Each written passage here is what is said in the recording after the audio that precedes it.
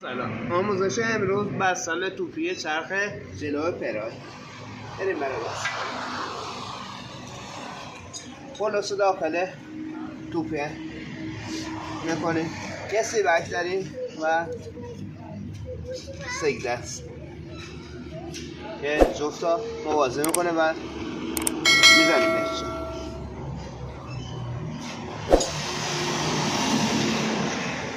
بالا رو تنظیم میکنیم. یه دونه پیش سیبک داره که دقیقا سیبک با سوراخ سگدستا موازه میکنیم و میزنیم بهش. دقیق که میزون شد به راحتی جام.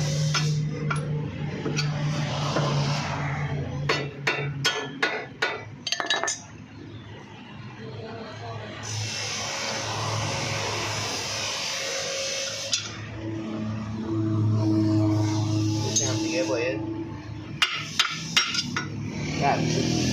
یه طرف این پیچ خارداره که به سمت سپر جلو قرار میگیره. میزنیم اینجا دقیقا جا قرار بود. سگدست ها با کمک وصلش میکنیم. دو تا پیچ مهرش رو میبندیم سر جاش.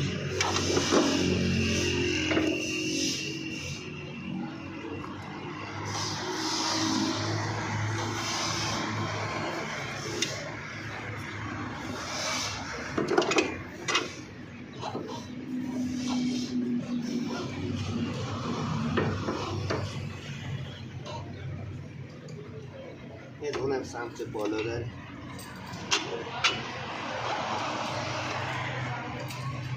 برای بستن سیلندر ترمز دو تا پیچ داره و دو تا بوش داره که از قبل ما قرار دادیم شو سمت عقب. میزنیم سر جاش و میبریم. پیچی بلندتر بالا قرار میگیره، کوتاه‌تر پایین.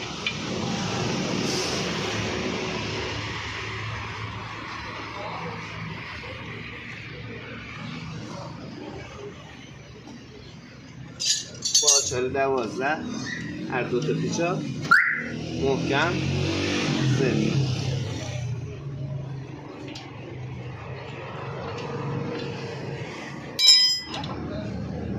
مهره های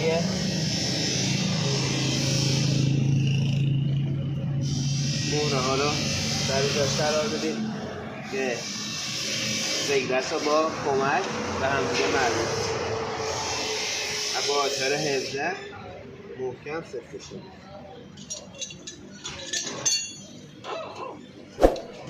مهره سیبک یه مهره داره این پایین قرار گرفته.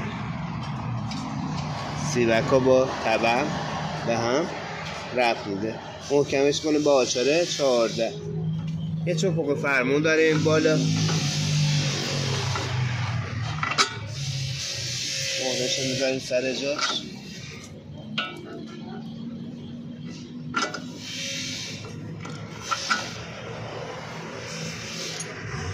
یه دونه واشه داره یه مهره به خاطر محکم بودن چوپق فرمون این واشه رو ما قرار میدیم. مهره سرپولوس رو داریم میبینیم. همه این پیچ مهره ها رو با آچار مخصوص خودش محکم میکنیم. پیچ های سگدست ها با تبع با آچار 17 محکم کردیم.